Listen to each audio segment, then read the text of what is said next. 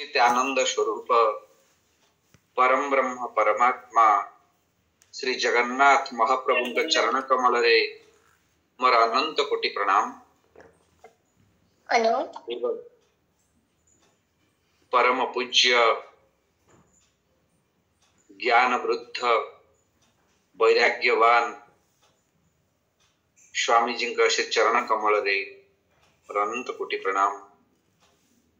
श्रेष्ठ विचारक श्रेष्ठ प्रचारक जी दिन राति अहरह श्रीमद गीतार प्रचार प्रसार पई चेष्टारत पंडा सारू को मोर प्रणाम। एवं गीता नारायण संस्था एते दूर रे थिले मध्य वर्तमान सफर रे थिले मध्य से सुचारू रूपे परिचालना करुथुवा मिश्र सारू को मोर प्रणाम। एवं स्वागतिका माम जे मंच परिचालना करुछंती वर्तमान भास्कर भाई और समस्त साधक साधिका मानक हृदय रे विराजमान जोगेश्वर भगवान वासुदेव को मु प्रणाम करुछि। आज आमे त्रयोदश अध्याय क्षेत्र क्षेत्रज्ञ विभाग जोग यही अध्याय 34 श्लोक अच्छी। आमे माने श्रीमद भगवत गीता उपरे विचार करुछंती। प्रकृत रे आम निजर कथा अध्यात्म ज्ञान नित्यत्वम तत्व ज्ञानार्थ दर्शनम स्वामी जी सब बड़े कहती अध्यात्म ज्ञान माने आम निज कथा सेति पई आमे कहती स्वाध्याय आमे जो सकाळू आसी ये अध्ययन करुछंती आम निजर कल्याण पाई। तो निज उपरे आमे अध्ययन करुछंती निज उपरे आमे कौन कौन विचार करिबा ये अध्याय रे ये अध्याय ओम श्री परमात्मने नमः। अथ त्रयोदशो अध्याय क्षेत्र क्षेत्रज्ञ विभाग जोग। श्री भगवान उवाच इदं शरीरं कौन्तेय क्षेत्रं मित्यभिधीयते यतत् यो वेति तं प्राहु क्षेत्रः। इदं शरीरं कौन्तेय क्षेत्रम् इति अभिधीयते क्षेत्रम् इति अभिधीयते यतत् यो वेति तं प्राहु क्षेत्रज्ञ इति तद्विदः। आमे माने श्रीमद भगवत गीतार एठी कहउचंती ये जो अध्याय आरंभ होईची क्षेत्र क्षेत्रज्ञ ये परस्पर ठारू क्षेत्र अलगा और क्षेत्रज्ञ अलगा। केवल ये ज्ञान को दुईटी को आमे एका परि लागुची किंतु क्षेत्र और क्षेत्रज्ञ ये दुईटा अलग अलग जिनिस ये आपरे आमे विचार रखिबा। एटी हे कुंती पुत्र अर्जुन ये रूपरे कहा जाइथिला जे शरीर को क्षेत्र ए नाम रे कहंती। ये शरीर को क्षेत्र ए नाम रे कहंती। ए क्षेत्र को जे जानी छी ताकू ज्ञानी माने क्षेत्रज्ञ नाम रे कहंती। यही श्लोक रे क्षेत्र क्षेत्रज्ञ बाबद रे कहा जाइछि। यही प्रसंग रे भगवान 7वां अध्याय रे 4-5 नंबर श्लोक रे कहिसेंती। कोन कहिसेंती ना हमर भूमि जल अग्नि वायु आकाश मन बुद्धि अहंकार एपरी हमर 8 प्रकार रो प्रकृति मोर अछि। ए जो 8 प्रकार विभक्त प्रकृति ता हमर अपरा प्रकृति आ ये जड़ प्रकृति ताको कहंती ये हमर अपरा प्रकृति। आ हे महाबाहु हे कृष्ण हे अर्जुन को कहउचंती एठारे आउ जो भिन्न आउ जो गोटे रहिला ये जो अन्य प्रकृति से जो जगत को धारण करिछि से मोर जीव रूपा अर्थात परा प्रकृति बा चेतन बोली ताकू कहा जाइछि। ये हमर 7 अध्याय रे 4-5 नंबर श्लोक रे हम बुझी। आउ कोन ना ये जो आमे जो दुईटा प्रकृति रे कहा जाइछि ये जो दुईटा प्रकृति रे गोटे होछि ईश्वर जो जगत रो उत्पत्ति आ स्थिति आ प्रलयर कारण होइछा। ये जो दुईटा प्रकृति एठारे क्षेत्रज्ञ रूप रे दुईटी प्रकृति एठी निरूपण करी माने ईश्वरत्व को निश्चय करिबा पई क्षेत्रर विषय को एई अध्याय रे आरंभ हला।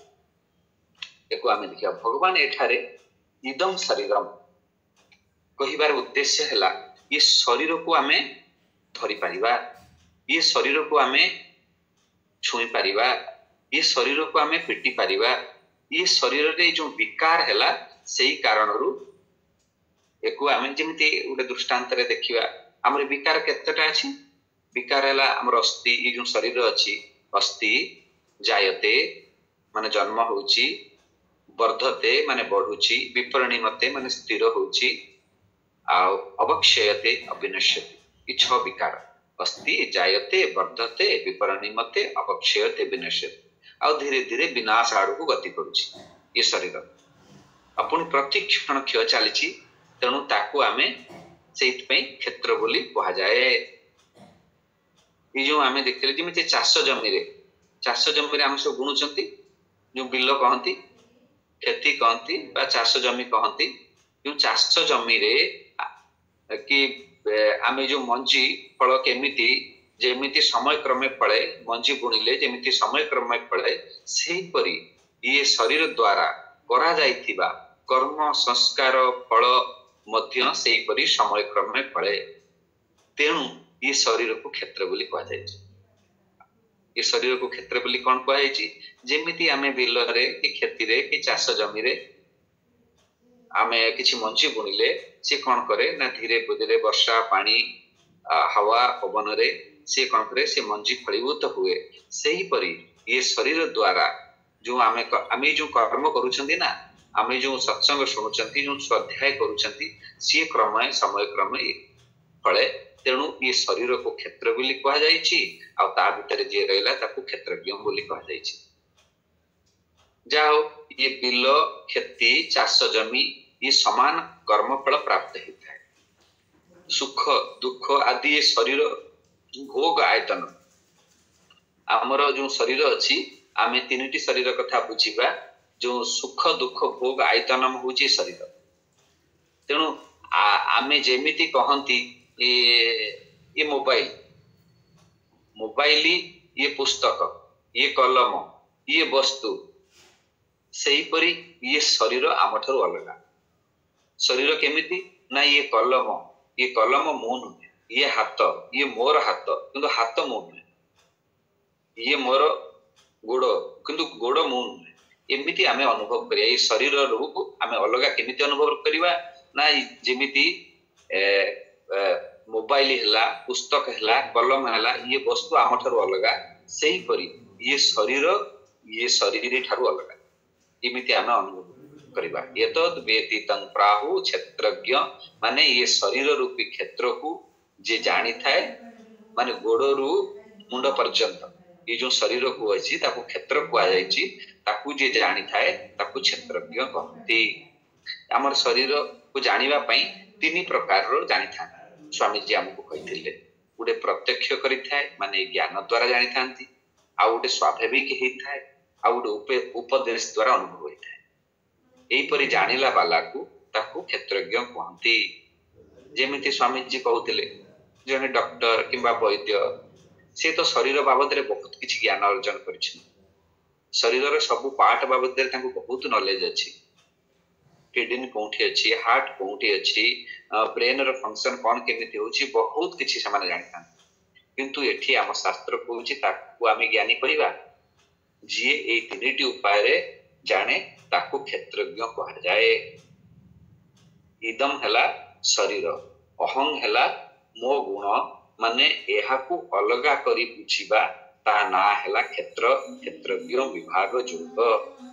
इदम हैला शरीर, अहं हैला मो गुण, यह को अलग अलग करके बुझिबा ता ना हैला क्षेत्र क्षेत्रज्ञ विभाग जोग। जेमिति पंडा सारे कहती माने मु कहितली ये जो श्लोक को व्याख्या को तुमे तुम हिसाब रे करिवो, बुझ ताको माने ताको मान, ताको चिंतन कर, चिंतन कर सारी कि तुमे तुम हिसाब रे ताको विस्तार करिवो। सेतपई ज्ञानी माने यहा को माने करिकि जानि पारंती। एमिति आमे बुझिले ये क्षेत्र क्षेत्रज्ञ विभाग जोग।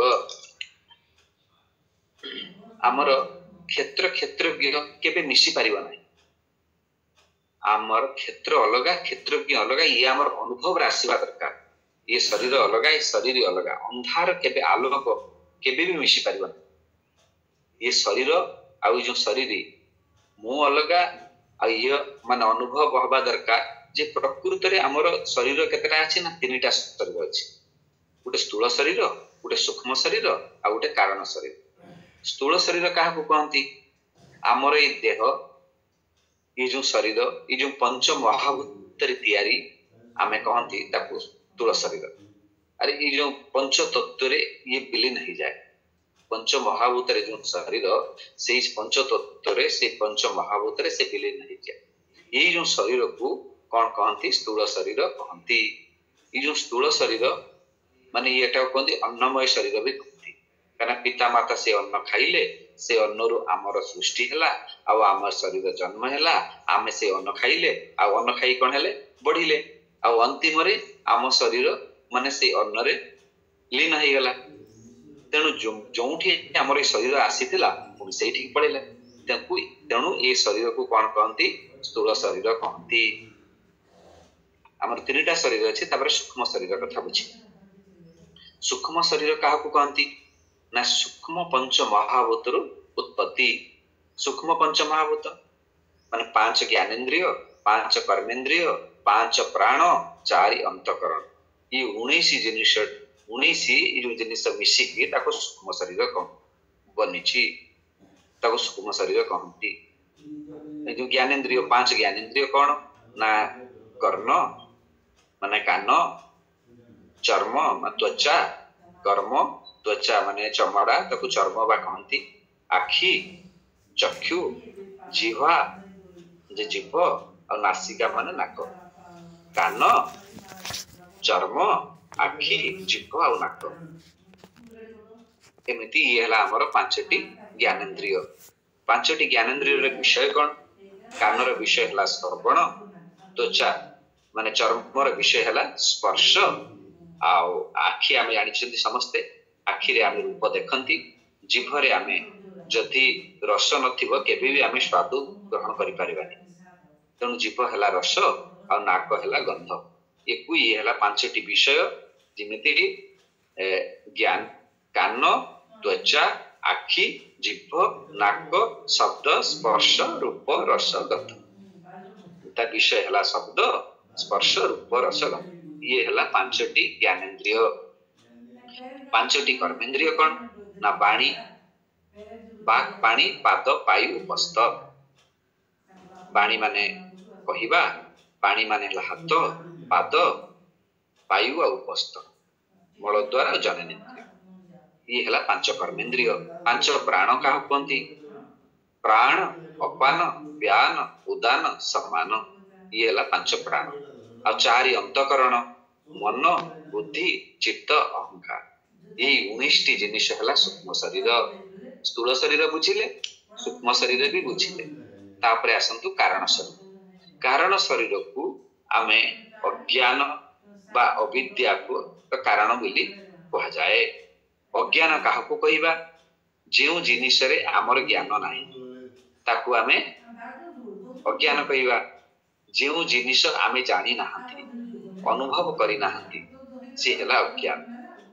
अच्छा, आमे जहा किछि जानंती या अनुभव करंती से सब हमर बुद्धिगत थिबा कारणरू आमे ताकू जानंती कि अनुभव करंती।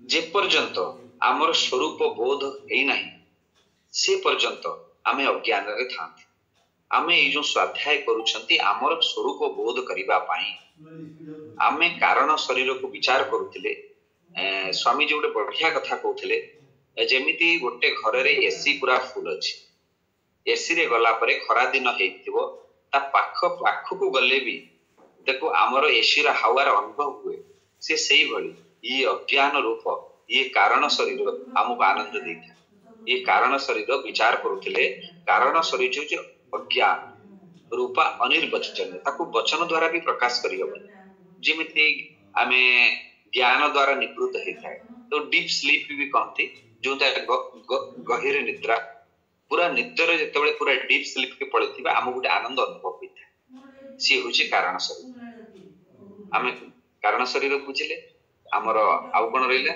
ना पंचकोश उठाला अन्नमय कोश मनमय कोश प्राणमय कोश विज्ञानमय कोश आनंदमय कोश अन्नमय कोश का कहती ना अन्नमय कोश स्थूल शरीर को कहती आ मनमय कोश का कहती ना मन आ ज्ञानेन्द्रिय मन आ ज्ञानेन्द्रिय को मनमय कोश कहती प्राणमय कोश माने पंच प्राण आ कर्मेन्द्रिय को प्राणमय कोश कहती आउ बुद्धि आउ ज्ञानेन्द्रिय को ताकू आनंदमय कोश कहती आनंदमय कोश कौन हला ना कारण शरीर अविद्या रूप रे स्थित थाए ताकू आमे जो तीनोटी वृत्ति उठी थाए प्रिय मोद प्रमोद ये जो तीनोटी वृत्ति उठी थाए ताकू आमे कौन कहती आनंदमय कोश ताकू कारण शरीर भी कहती आउ विज्ञानमय कोश का कहती ना बुद्धि प्लस ज्ञानेन्द्रिय ताकू हला विज्ञानमय कोश प्राणमय कोश पांच प्राण प्लस कर्मेन्द्रिय ताकू प्राणमय कोश मनमय कोश मन प्लस पांच ज्ञानेन्द्रिय ताकू मनमय कोश अन्नमय कोश माने स्थूल शरीर को ताकू कहा जाए आ तापरे हमर तीनोटी अवस्था कौन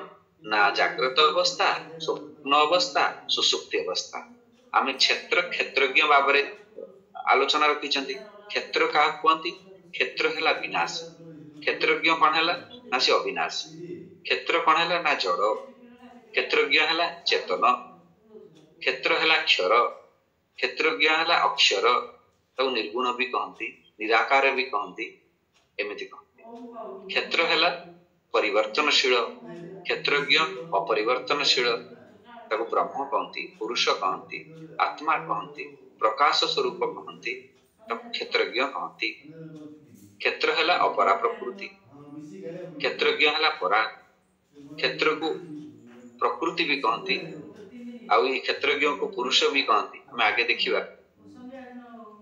क्षेत्र उत्पन्न करना वाला आ क्षेत्रज्ञ स्वयंभू एमिति जेते बळे माने आमे होश रे जेते बळे अनुभव करिबा ताको समाधि कुआ जाए आत्मबोध ही श्रीमद् भगवत गीतार मूल उद्देश्य आमे जो पढु छंती 13वां अध्याय रु 18 अध्याय पर्यंत आमर ज्ञान योग आओ 7 अध्याय रु 12 अध्याय पर्यंत भक्ति का उपासना आओ प्रथम अध्याय रु 6 अध्याय पर्यंत कर्म आमर जो उपासना बाबद रे प्रथम रु 7 रु 12 अध्याय जो उपासना रे स्वामी जी बढ़िया वेद रे थरे आलोचना रखितिले आमर जो उपासना कांड ये आमर आमे उपनिषद पढ़िलेनी उपनिषद रे लेखा हैची वेद को चारि भाग रे विभक्त कराइछि वेद चारिटा किंतु वेद को चारि भाग रे विभक्त कराइछि वेद ऋग्वेद यजुर्वेद सामवेद अथर्ववेद किंतु वेद को चारि भाग रे कोन विभक्त कराइछि उठेला मंत्र भाग उठेला ब्राह्मण भाग आ अरण्यक भाग आउ तो वेदांत बा उपनिषद भी कहा जाए मंत्र भाग माने जहा को संगीता भाग भी कहती स्वामी जी कहिथिले केवल मंत्र ही मंत्र ब्राह्मण भाग माने ये खंड रे ब्राह्मण भाग रे माने संस्कार धार्मिक क्रिया सब हुए कर्म कांड प्रबल हुए कर्म करू करू आमर मन शुद्धि हबो चित्त शुद्धि हबो एकु आमे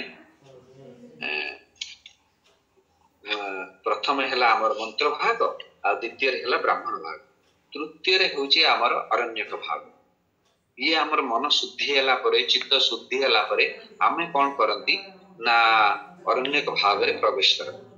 अरण्यक भाग माने जेमति रामचरित मानस रे अरण्य कांड कुआ गला से अरण्य कांड माने उपासना करिवा माने कर्म कांड रे मन शुद्धि करि सरला परे आमे गुटे सिंगल पॉइंटेड आउट बुझिबा मन बुद्धि को एकाग्र करी गुटे जगह स्थिर करिबा बुद्धि आ तत्व ज्ञान बुझिबा पई बुद्धि आ विज्ञान सम्मत हबा पई एको कोन करा जे गुटे जगह सिंगल पॉइंटेड करा जाय सिंगल पॉइंटेड कले से कोन हबा हमकु सपोर्ट सिस्टम हबा आमे आगे बढ़िबा एको उपासना कांड कहंती। उपासना समस्तकर आवश्यक समस्त आमे परिवा दरकार उपासना कले कोन हबो ना आम मन शांत हबो आम मन एकाग्रता हबो जो माने से जीव से जो क्षेत्रज्ञ ये क्षेत्रटा सी कोन करिवो ना प्रस्तुति करिवो करि सला परे कोन हबो मन एकाग्रता बुद्धि एकाग्रता हले से सफल आडू जीव। तेणु आमे ये विचार जानिले प्रथमे कोन जानले प्रथमे मंत्र भाग द्वितीय रे ब्राह्मण भाग जाको अरण्यक कहंती आ तृतीय रे वेदांत बा उपनिषद ताको कहंती। जेमिति स्वामी जी कहिथिले कोन वेदांत का कहंती ना वेद रे अंतिम भाग माने वेद रे अंत એટલે वेद रे अंत अंतिम भाग नुहे वेद रे अंतिम निर्णय कथारे आमे कहंतीनी तो कथा ना वेदर गारो वेदर गार भी गोटे परिवर्तन आमे करि परिबानी वेदर गोटे चिन्ह पुरुष्ट को भी आमे परिवर्तन करि परिबानी। तेणु ये हैला आमे तैयारी करन ये चारिटा जिंस आमे हेले आमे ता विचार जानती जे केमिति आमे ताकू उपासना करिबा केमिति आमे ताकू चिंतन करिबा। आमे प्रथमे आमे पढिले ईशावास्य उपनिषद तापर केन उपनिषद मुंडक उपनिषद मंत्र उपनिषद बृहन्नतारिक उपनिषद मांडुक्य उपनिषद एमिति हमर बहुत उपनिषद अछि। तेणु आमे धीरे धीरे उपनिषद पढिले हमहु गीता को टिके बुझिया पई सरल हबो। तेणु ये बाबद रे आमे बुझिले कोन ये प्रथम श्लोक रे आमे कोन बुझिले ना प्रथम श्लोक रे ये बुझिले जे ये हला शरीर हला क्षेत्र आ ये जो शरीर को जे जानिला ते से हला क्षेत्रज्ञ ये आमे प्रथम श्लोक रे आमे बुझिले।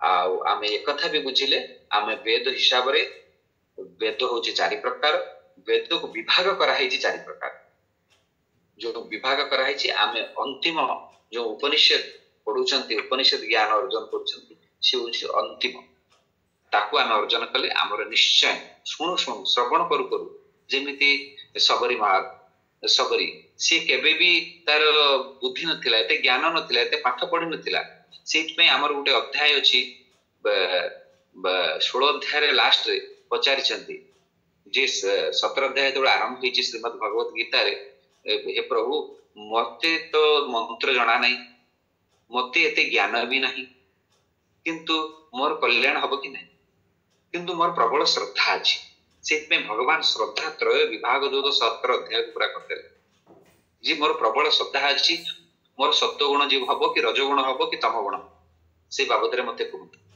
तेणु जदि हमर श्रद्धा थिबो गुरु प्रति थिबो माने वेदांत प्रति थिबो सत शास्त्र प्रति थिबो तेणु कोन हबो हमर निश्चय कल्याण हम निश्चय से मोक्ष को प्राप्ति करिवा आ गुरु के माध्यम रे हमर प्राप्त हबो हमर कल्याण।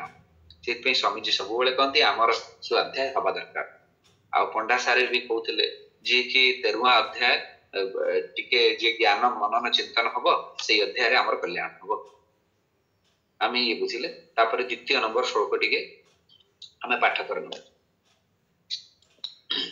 13 अध्याय द्वितीय नंबर श्लोक क्षेत्रज्ञ चापि मां विद्धि सर्व क्षेत्रेषु भारत क्षेत्र क्षेत्रज्ञोर्ज्ञानं यतज्ञानं मतं मम। एठी हम कोन देखछंती हे भरत वंशीय श्रेष्ठ अर्जुन जेते भी क्षेत्र अछि सबु क्षेत्र रे क्षेत्रज्ञ मते जान। हे भरत वंशीय श्रेष्ठ अर्जुन जेते भी क्षेत्र अछि ये सारा संसार रो ये सारा ब्रह्मांड रो जेते भी क्षेत्र अछि ताकू तू मते क्षेत्रज्ञ बोली जान। आ क्षेत्र क्षेत्रज्ञ जो ज्ञान सेटा होची प्रकृत ज्ञान। भगवान कहउछंती मो मतरे ही यही होची ज्ञान। क्षेत्र क्षेत्र ज्ञोर ज्ञानम यतज ज्ञानम मतम मम, ये यतज ज्ञानम मतम, ये होची प्रकृत रे क्षेत्र क्षेत्रज्ञर जो प्रकृत ज्ञान भगवान कहउछंती मो मतरे ही यही होची ज्ञान। क्षेत्रज्ञ माने आमे चर्चा करले 3 शरीर 5 कोश 3 अवस्था, यह को जे ठीक ठाक जाने। क्षेत्रज्ञ माने असंसारी, माने परमात्मा को जाने। ए संसार रे अनेक क्षेत्र मानो ये शरीर अछि, ब्रह्मा ठारू पिंपुड़ी पर्यंत ये जो ये संसार रे माने अनेक क्षेत्र अछि, शरीर अछि। ब्रह्मा ठारू पिंपुड़ी पर्यंत समस्त देह रे अलगा अलगा भली से रहते, समस्त उपाधि रे रहित, कौनसी भेद नाही, ना से सत ना से असत, शब्द माध्यम रे से जानी होब नाही। आम उपनिषद रे बहुत भल भाव रे पढ़िले ब्रह्म का को कहती। आमर समस्त शरीर अलगा अलगा, किंतु एक क्षेत्रज्ञ एपरी अनुभव हबा ना हेला ज्ञान। आमर समस्त शरीर हेला अलगा अलगा, शरीर अलगा, ता भीतर जणे अछि से होची क्षेत्रज्ञ। एमती जदि अनुभव हेजिवो ताकू ज्ञान कह। भगवान एठारे कहउछंती संपूर्ण क्षेत्र भीतरे मते क्षेत्रज्ञ जान, एपरि पूर्वरु कहिछंती। जेमिति सुनिचैव सुपाकेच पंडिता समदर्शिनः, ब्राह्मण गाई कुत्ता हाथी चांडाल समस्त भीतरे समान रूप रे एक परमात्मा विराजमान अछि। आमे बुझिबा शरीर अलगा, शरीर भीतरे परमात्मार अस्तित्व अलगा। ये शरीर अलगा, शरीर भीतरे जो परमात्मा जो अस्तित्व से अलगा। जितेबले गाँ गहली रे आमे जाउथबा देखिथिबा छोट पिलाठी हेतो, छोट छुआठी हेतो, जदि ताको देह रे गोड़ बाजी गला, ताको देह रे छुआ के देह रे गोड़ बाजी गला, मोर मने अछि माने जेते बड़ लोक होई थाओ, जेते वयस्क लोक होई थाओ, विष्णु विष्णु शिव शिव हरि हरि राम राम एमिति कहि दियंती। मो कहिबार उद्देश्य ये शरीर देखिबा को हेले छोट, किंतु परमात्मा तत्व विराजमान रहिथिबा कारणरू आमे प्रमाण करंती। माने अजणातरे भी हमर बोध थाए, आमे जानि न थांती, किछि ज्ञान न थाए, किंतु हमर बोध थाए। किंतु सही कथा को ज्ञानी माने जानि करी बोध कर। तेणु भगवान कहिछंती समस्त भीतरे से परमात्मा तत्व तो जान। क्षेत्र को अलगा अलगा करी कि क्षेत्रज्ञ को एक भाविकी एमिति तो जान। किंतु यह को जानिबा पई दुईटी करण अछि। आम शरीर भीतर एक जानिबा पई दुईटी करण अछि। स्वामी जी बहुत बढ़िया भाव रे विस्तृत करछंती, हम समस्त जानिछंती, सेइतमे पुनर्बार विचार करछंती। गोटे हला बहिष्करण, गोटे हला अंतःकरण। बहिष्करण कोन? आमर इंद्रिय कान त्वचा नाक चक्षु जिह्वा, कर्म त्वचा नासिका आखि आ जीव, ये हला आमर इंद्रिय। आउ अंतःकरण कोन? ये हला बहिष्करण। अंतःकरण कोन? ना मन बुद्धि चित्त अहंकार, ये हला आमर अंतःकरण। ये अति सूक्ष्म माने अति पवित्र हवा कारणरू एको अंतःकरण रे ही बोध करा जाय। एको अंतःकरण रे ही ताकू आमे अनुभव करंती। तेणु एमानकर सब आमे देवता भी अछंती, आमे जानिछंती ये सब आमर देवता भी अछंती अंतःकरण रे। ये देवता किए हेले अंतःकरण रे? जेमिति आमर 3टा अवस्था थिला, जाग्रत अवस्था, स्वप्न अवस्था, सुसुप्ति अवस्था। जाग्रत अवस्थार अभिमानी देवता विश्वा, स्वप्न अवस्थार अभिमानी देवता तेजस, सुसुप्ति अवस्थार अभिमानी देवता प्राज्ञ। एमिति आमे बुझिथिले। एको आमे बुझिबा हमर जो अभिमानी हमर जो देवता अछंती आजर के सब देवता अछंती ताको आमे कहि। जेमिति हमर जो इंद्रिय हैला, बाणीर देवता हेले अग्नि, स्वामीजी सब बेले कहती आम कथा कहवा एमती कथा कहवा से अग्निटा को जालीद हस्तर आमर देवता हेले इंद्र पादर देवता हेले विष्णु वायुर देवता हेले मृत्यु जोटा आम ये करती उपस्तर देवता हेले प्रजापति तो आम आनंद अनुभव करती मनर देवता हेले चंद्रमा बुद्धिर देवता हेले ब्रह्मा जी अहंकार देवता हेले रुद्र चित्तर देवता हेले वासुदेव एमती आम बुझी आमर सब ज्ञानेन्द्रिय भी देवता अच्छा कर्मेन्द्रिय भी देवता अच्छा मन बुद्धि चित्त अहंकार भी देवता अच्छा एमती आम बुझी आम टे तृतीय नंबर मंत्र देखिए ये तेरा द्वितीय नंबर मंत्र त्रयोदश अध्याय तृतीय नंबर मंत्र टी पढ़ी देवा तत्क्षेत्रं यच यादृक् च यद्विकारी यतश्च यत् स च यो यत्प्रभावश्च तत्समासेन मे शृणु यत्क्षेत्रं यच यादृक् च यद्विकारी यतश्च यत् स च यो यत्प्रभावश्च तत्समासेन मे शृणु। ये तृतीय श्लोक रे भगवान एठी छटी कथा सुनिबा पई भगवान कहिछन। ये छटी कथा कोन कोन आमे विचार करिवा ध्यान पूर्वक उठी सुनिबा।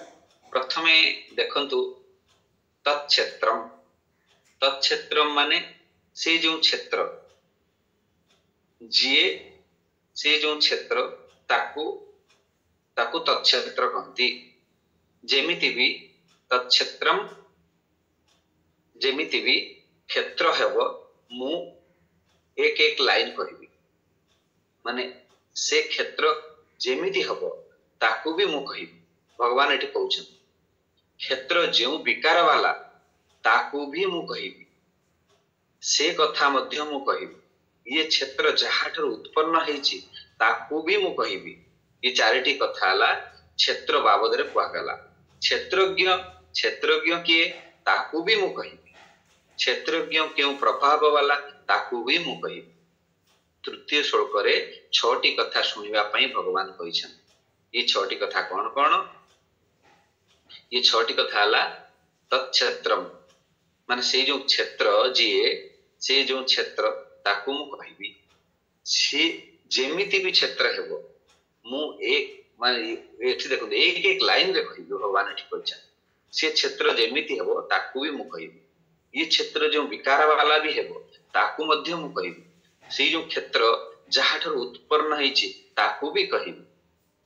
आउ कोन ना क्षेत्र बाबद रे कहगला क्षेत्रज्ञ बाबद रे क्षेत्रज्ञ किए ताकू भी मु कहबी।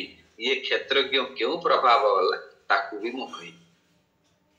से जो क्षेत्र जहा से क्षेत्र जेपरी से क्षेत्र जेउ जेउ विकार युक्त से क्षेत्र जेउ थिरु जहा उत्पन्न हेछि ये आम प्रथम लाइन रे बुझिले। तत्क्षेत्रम यच यादृक् च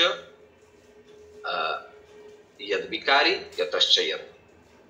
आ सेकंड लाइन रे कोन हला ना क्षेत्रज्ञ जिए क्षेत्रज्ञ जेउ प्रभाव वाला ताकू मु संक्षेप रे कहि। ये छटी कथा ये कहले तापरे पांच श्लोक पाखरु ये कहबा आरंभ करिवे। प्रथम श्लोक रे इदम शरीर कहितिले एठारे तत्क्षेत्रम कहउछंती ये शब्द रे कहले। प्रथम श्लोक रे इदम शरीरम कोनते कहितिले इदम शरीर कहितिले एठारे तत्क्षेत्रम शब्द रे कहले। एमिति जथा पिंडे तथा ब्रह्मांडे प्रथम लाइन रे हम जानिले ये पिंड काहकु कहा जाय। ये शरीर हला क्षेत्र एठी तीनटी शरीर पांचटी कोष तीनटी अवस्था रे अछि। अवस्था जागृत अवस्था स्वप्न अवस्था और सुसुप्ति अवस्था। ये ब्रह्मांड रूपी क्षेत्र को जानिबा पई ये 5 नंबर श्लोक रे कहिबे।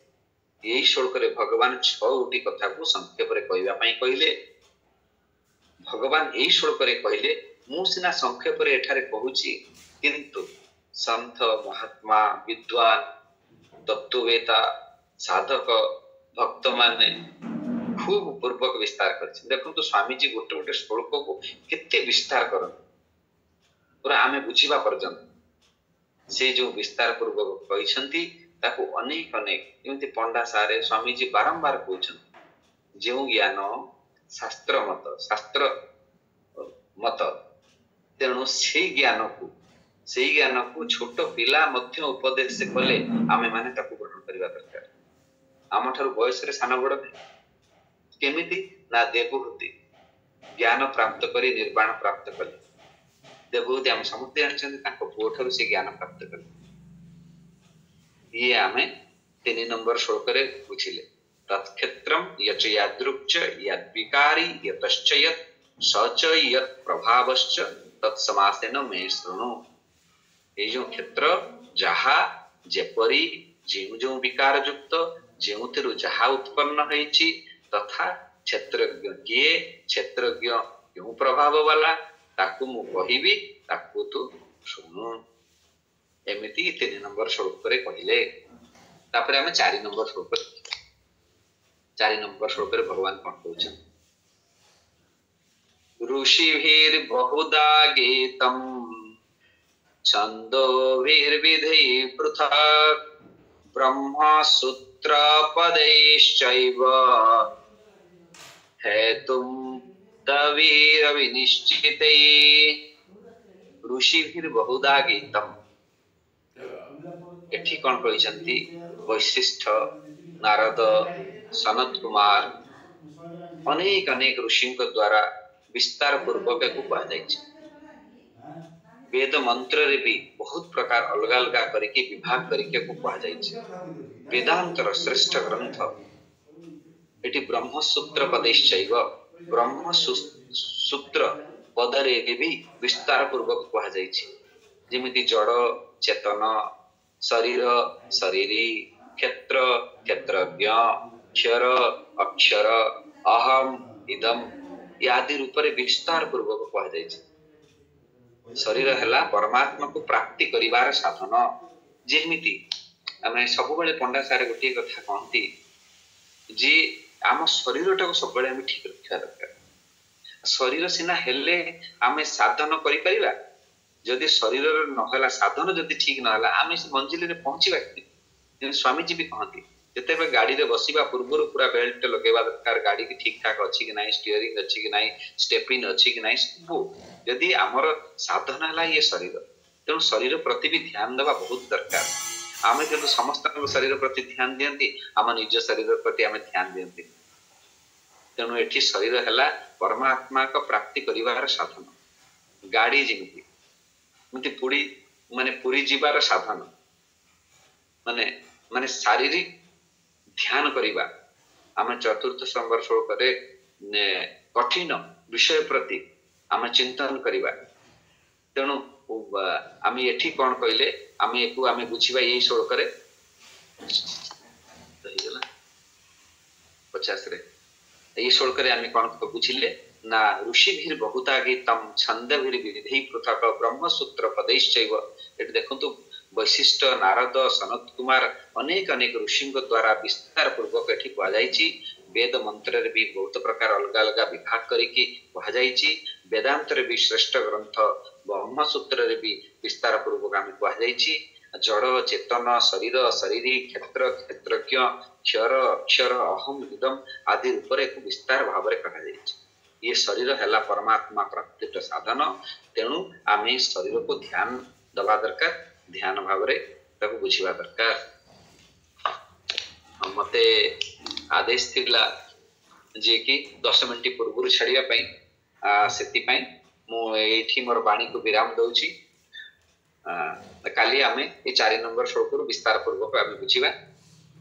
ओम स्वस्ति प्रजाभ्यः परिपालयन्तां न्यायेन मार्गेण महिषा गोब्राह्मणेभ्यः शुभमस्तु नित्यं लोकाः समस्ताः सुखिनो भवन्तु। ओम सर्वेषां स्वस्तिर्भवतु सर्वेषां शान्तिर्भवतु सर्वेषां पूर्णं भवतु सर्वेषां मंगलं भवतु सर्वे भवन्तु सुखिनः सर्वे सन्तु निरामयाः सर्वे भद्राणि पश्यन्तु मा कश्चित् दुःखभाग् भवेत्। असतो मा सद्गमय तमसो मा ज्योतिर्गमय मृत्युर्मा अमृतं गमय। ओम पूर्णमदः पूर्णमिदं पूर्णात् पूर्णमुदच्यते पूर्णस्य पूर्णमादाय पूर्णमेवावशिष्यते। हरि ओम शांति शांति शांति। पुनः